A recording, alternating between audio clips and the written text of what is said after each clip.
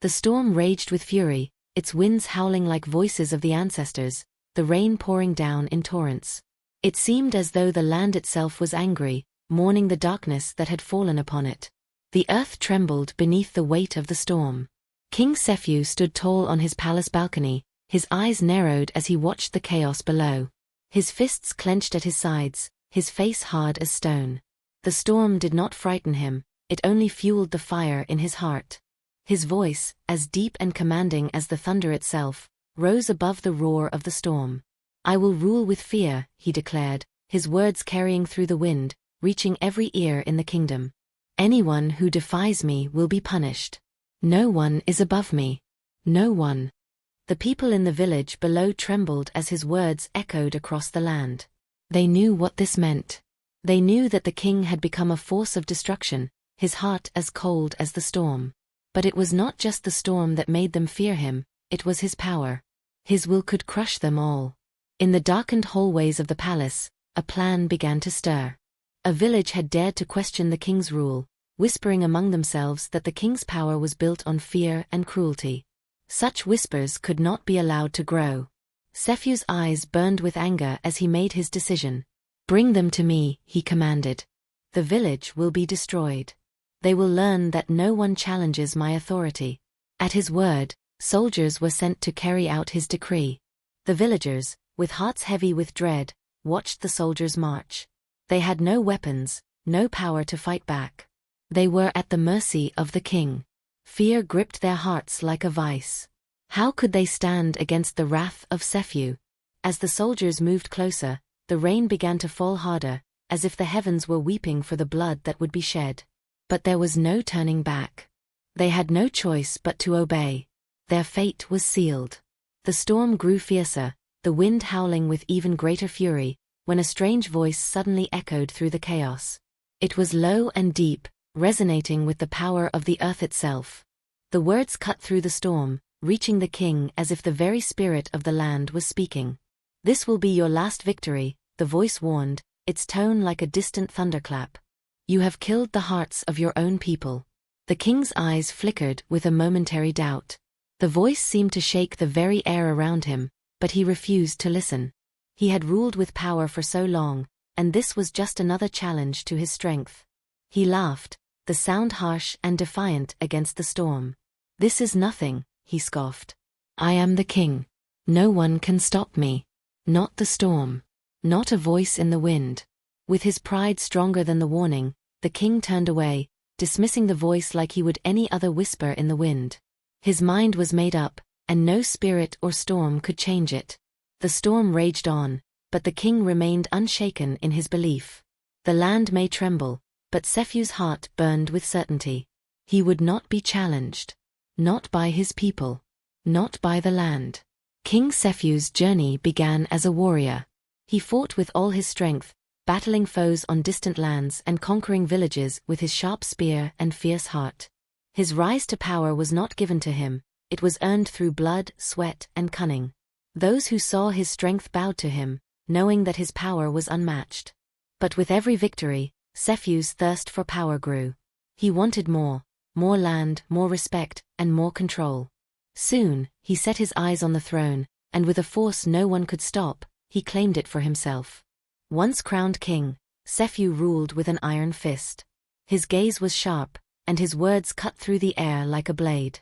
He believed in power above all else, and he feared that showing mercy would make him weak. "Power is everything," he often said, his voice booming across the palace halls. He dismissed the ideas of kindness or fairness, thinking them useless in the world of kingship. The people will obey out of fear, he thought. And they did. They feared his wrath, his unyielding demand for respect. Yet, through all this, there was one who stood by him, offering her counsel, Nia. She had known Sefu before he wore the crown, back when he was a warrior, and she had watched him grow into the king he had become. She had always believed in him, in his strength, and in his vision for the kingdom. But now, her heart was heavy with the weight of his rule. She cared for the people, and she saw their suffering. She tried to speak up, to offer wisdom, but her words often fell like stones in a river, sinking without a trace. "You don't understand," Sefu would tell her, his eyes hard like stone. A king must rule with strength. Mercy is a weakness. I will not let the kingdom fall to weakness. Nia wanted to argue. She wanted to remind him that a ruler's true power came from the hearts of his people, not from fear. But her voice was often drowned out by Sefu's unshakable belief in his own authority. The tension between them grew. She could feel it in her bones, the distance between the king she once knew and the ruler he had become. He was not the same man, and neither was the kingdom. As time passed, whispers of rebellion began to echo through the villages. At first, they were quiet, secret conversations in dark corners, hushed voices afraid to speak too loudly. But they spread. The people, though fearful of the king's power, had begun to lose hope. Some gathered in secret, plotting to rise against the cruel rule of Sefu. Others waited in silence, praying that change would come, that the land would be freed from the weight of fear. Nia knew of the unrest. She saw it in the eyes of the people she met, eyes full of fear, yes, but also full of something else, hope. Hope for a change. She feared that the whispers would turn into something much bigger, something that would shake the throne itself. But she felt powerless. She could not turn against the king. Her loyalty to him ran too deep, even as her heart ached for the people. The kingdom she loved was being torn apart, and no matter how much she tried, she could not mend the wounds. Her heart was torn in two. One side urged her to stand with the king she had always believed in. The other side begged her to listen to the cries of the people. But how could she betray the man who had given her so much trust? How could she stand against him, when he was the one who had risen from nothing to be their ruler? Nia's inner conflict grew heavier with each passing day. The kingdom felt the weight of Sefu's cruelty. The land seemed to sigh under the burden of his rule. The people, though quiet, began to rise up in small acts of defiance. It was like the quiet before a storm, the air thick with tension. And Nia knew that the kingdom was on the edge of something. Something that could either bring freedom or disaster. She looked out at the land, her heart heavy with the knowledge that her loyalty to the king might not be enough to save them. Would the kingdom fall to the king's tyranny? Would the land ever heal? Nia was afraid that the people's whispers of rebellion might soon turn into an unstoppable force, one that even she could not stop. The kingdom was desperate, and time was running out. After the brutal execution, strange things began to happen across the land. Crops that once flourished in the rich soil now withered and died, leaving fields barren. The animals, once healthy and strong, began to fall ill, their bodies weakened by an unseen force. The rivers, which had flowed with abundance, turned sluggish and dry. The kingdom, once thriving, now seemed to decay before everyone's eyes. The people could feel it. The land itself was changing. Fear and confusion spread, and soon, whispers began to rise in every village. The land is angry with the king, they said in hushed voices. He has angered the spirits. The earth itself is turning against him. But King Sefu heard none of these whispers. He refused to believe them. It's just bad luck, he muttered, dismissing the suffering of his people. The land cannot rebel. I rule this land with power. Nothing can touch me. His arrogance was thick, like a storm cloud that blocked out the sun. No matter how much the people suffered, he remained blind to their pain, convinced that his strength alone would keep him in control. Yet the suffering grew. The kingdom seemed to wither under his rule. The people's whispers grew louder, and soon, they could not keep their fears to themselves. One day, in the midst of a darkened sky and trembling earth, the king addressed the people with a voice that cracked like thunder. Anyone who dares question me will pay the price, he declared. The land will bend to my will. I am the king. You will not forget that. His words were harsh, like a whip cracking through the air. His grip on the kingdom tightened, and yet with each passing day, the land seemed to push back harder and harder. Nia could not stand by and watch. She had seen the kingdom's pain. She had felt the weight of the people's fear. And she knew that the king's cruelty would be the end of them all. One evening, she stood before him, her voice shaking with worry. Sefu, the people are suffering. The land is suffering, she pleaded. You must stop this madness. You must listen to the cries of the earth. But Sefu, lost in his pride, waved her words away. You don't understand, he said, his voice cold. This is the price of power. I will not be weak. Nia's heart ached. She could see the truth in the eyes of the people, but the king was too blind to see it. His refusal to listen made her fear for them all. As days passed, the king's paranoia grew. He began to punish anyone who looked at him the wrong way. A servant who accidentally dropped a tray would be thrown into the dungeons. A soldier who questioned an order would be silenced with force. His trust in those around him disappeared, replaced by a growing suspicion. He became a king driven by fear, his once mighty rule now fueled by his own anxiety. One night, as the wind howled through the kingdom, a strange figure appeared before the king. It was not human, but a spirit, a guardian of the land. The spirit stood tall, its voice carrying on the wind like a song of ancient times. You have angered the land, the spirit said, its voice echoing like thunder. Your cruelty will bring about your downfall. The earth itself turns against you. King Sefu stared at the spirit, unblinking, and laughed. I am the king, he shouted, his voice filled with arrogance. No one, not even spirits, can challenge me. His words rang out, defiant and strong, but a small seed of doubt began to stir inside him. The spirit's warning echoed in his mind, but he refused to believe it. No, he would not fear such things. He was the king. But as the spirit disappeared into the night, the weight of its words remained with him. He tried to shake them off, but they lingered like a shadow. What if the spirit was right? What if the land, the people, and even the earth itself were turning against him? The kingdom's suffering grew. Crops died. Animals sickened. The people whispered more loudly, their fears growing. And though Sefu tried to ignore the warnings, the doubt inside him deepened. The king's reign, once so strong, now seemed to tremble, like a tree in a storm, its roots slowly being pulled from the earth. The land was no longer under his control. And he could feel it. In the dead of night, the air grew cold and thick, as though the land itself was holding its breath. The spirit returned, rising from the shadows. It appeared before the king, its form glowing with an ethereal light. The silence in the room was deafening, and the spirit's voice broke through like a mighty wind. You must make a sacrifice to save your kingdom, it said. If you continue down this path, your people will turn against you, and your land will fall apart. The words struck like a heavy blow. The king's eyes flashed with fury, his pride burning hotter than ever. I will not be controlled by some spirit, he shouted, his voice thunderous. I rule this land. No one, not even spirits, will tell me what to do. His hands clenched into fists, and the arrogance in his heart was as strong as a mountain. The land may be suffering, but he refused to see that his actions had caused it. The spirit stood still, its voice unwavering. The land is already dying. Your people are suffering, and you ignore it. You have already chosen the path of destruction. The king's fury rose like a firestorm. Without a word, he drew his sword from its sheath, his movements sharp and fast. He swung the blade at the spirit, aiming to strike it down. But as the sword met the air, it passed through the spirit as though it were made of smoke. The blade cut nothing but empty space. The king staggered back, stunned, his sword still held high. The truth was clear now. The spirit was not his true enemy. The enemy was his own actions. His pride, his cruelty, his refusal to listen to the land and the people.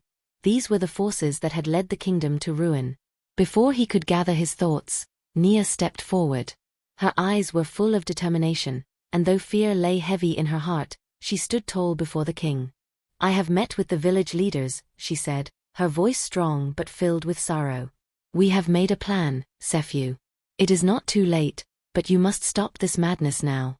You must see what you have done. The king's anger flared again, but this time, Nia's voice softened with the weight of her love for the land, for the people, and for him.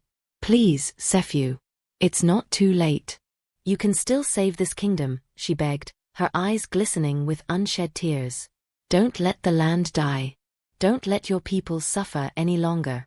Her words were like a plea from the earth itself. For the first time, the king hesitated. His heart wavered, the arrogance within him faltering.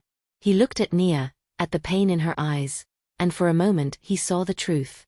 The truth that his cruelty had caused this suffering. The truth that his pride had blinded him to what mattered. For just a moment, The king felt the weight of his actions. He wanted to change. He wanted to do what was right. But it was too late. Before the king could act, the land's curse took hold. The soil was dry, the rivers had run their course, and the animals lay still, their bodies lifeless. The people, broken and beaten, could do nothing but wait for a mercy that would never come. The kingdom, once a place of life, now seemed to wither into dust. The curse of the king's cruelty was now undeniable, and it spread through the land like a sickness. The kingdom began to crumble beneath the weight of his decisions. The once vibrant villages were now desolate. The crops, once abundant, were nothing but dry husks. The air itself seemed heavy with sorrow. The king stood amidst the wreckage of his kingdom, unable to undo the destruction he had caused. His heart, once filled with the belief that he was invincible, was now filled with nothing but regret. The people no longer looked to him with respect. Instead, they turned their eyes away, their faith shattered. The kingdom was no more. The storm that had ravaged the kingdom slowly began to subside. The winds of sorrow died down, and the air, once thick with fear, felt quieter, as though the earth itself was holding its breath. King Sefu, the man who had ruled with an iron fist, now lay cold and still. The curse he had brought upon himself had taken its toll. His reign of terror ended not with the clash of swords, but with the silence of death. The kingdom, once ruled by fear, was now a place of mourning. The people, who had once trembled beneath the king's gaze, stood together, their hearts heavy. They spoke in hushed tones, reflecting on the fall of the man who had held their lives in his hands. Nia stood before the people, her heart aching. She was no longer the king's advisor. She was now the leader of the kingdom, though joy had no place in her heart. The loss of her king, her friend, weighed heavily on her. "I have lost my king," she said softly, her voice carrying the weight of grief. "I have lost my friend. But now, it is time to guide our people through the darkness he left behind." She did not say it with anger or bitterness, but with sorrow, for the kingdom had paid a heavy price. She turned to the people. "Together, we will rebuild. We will heal, for the land is our life. And life, as it always has, will find a way." Under her leadership, the kingdom began to heal. Slowly at first, then faster, as the crops began to grow once more. The sickness that had once plagued the people faded, as though the land itself was sighing in relief. Villages were rebuilt. Hearts that had been broken began to mend. "We will rise from the ashes," Nia declared. Her voice rang out strong, but beneath it, there was the sorrow of a people who had known too much suffering. As the people worked side by side, they reflected on the lessons learned from King Sefu's reign. The laughter that filled the air as the people gathered to rebuild was a sound of unity, something the land had not known in years. But with the joy of their work, there was also wisdom, wisdom born from pain. "Cruelty and fear may bring power," they whispered to each other, their voices steady, "but they also bring destruction." They did not forget the past, nor did they forget the lessons it taught them. And in their rebuilding, they vowed never to repeat the mistakes of the past. Under Nia's leadership, the kingdom entered a new era. The land that had once been heavy with sorrow and fear was now a place of hope. Though the scars of Sefu's reign remained, they no longer controlled the people.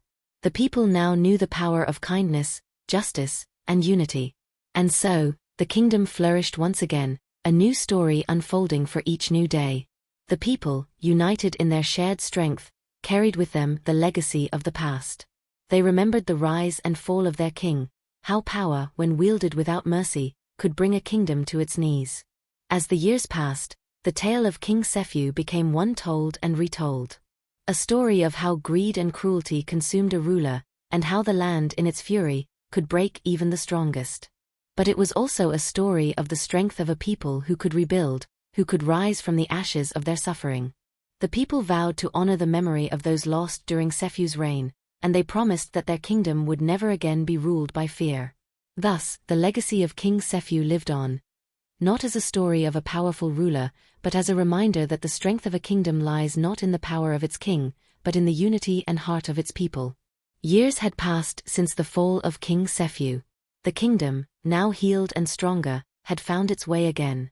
One evening, as the sun dipped below the horizon and the stars began to twinkle, an elder gathered the village children around a crackling fire. The flames danced in the night, casting flickering shadows on the young faces, eager for stories. The elder's voice was calm, yet full of weight. "Let me tell you the story of King Sefu," he began, his words thick with meaning. The children leaned forward, their eyes wide. They knew the name well, but this story was different. It was not a tale of glory, but of a lesson. The elder paused for a moment, letting the crackling fire fill the silence. Then, he continued. "Power, children, is a gift, but it is also a burden. A leader is not someone who rules with fear, but one who leads with kindness and justice. A good leader listens, understands, and cares for those they lead." The children sat still, their eyes fixed on the elder. His words were not just about stories, they were about life, about what kind of people they should become. The elder's voice grew serious, as if he was speaking not just to them, but to the land itself. "You see," he went on, "if you harm the people you are meant to protect, the land will turn against you. The earth will dry up. The crops will wither. The animals will fall ill. And your people will suffer." His eyes flickered in the firelight, filled with the wisdom of many years. "Cruelty, children, brings only destruction. It does not bring victory. Never forget that." The children were quiet now. The elder's words sunk deep into their hearts. They could almost feel the weight of the land's suffering, the famine, the sickness, the darkness that had once spread across the kingdom. They understood. Cruelty might win some battles, but it could never win the war.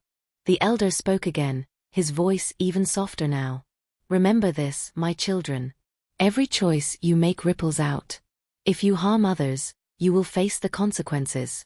They may not come right away, but they will come. The world does not forget. And the land, the people, and the spirits will remember." The fire crackled louder, breaking the stillness. The children were silent, each deep in thought. They could feel the weight of the lesson, the truth that no one can escape the consequences of their actions. After a long pause, the elder's voice was gentle once more.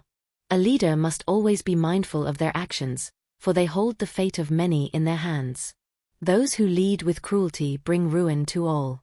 But those who lead with kindness, who show justice and care, bring life and hope to their people." The children, now wiser than when they had first gathered, nodded slowly. They understood. The fire crackled louder, but the lesson had already burned its way into their hearts. As the elder finished, his voice a soft whisper against the night, the children promised to carry the lesson forward. In the years to come, they would lead with wisdom and kindness, mindful of the power and responsibility that came with being a leader. For they knew now, it was not the strength of a ruler's hand, but the gentleness of their heart, that shaped the future of the land.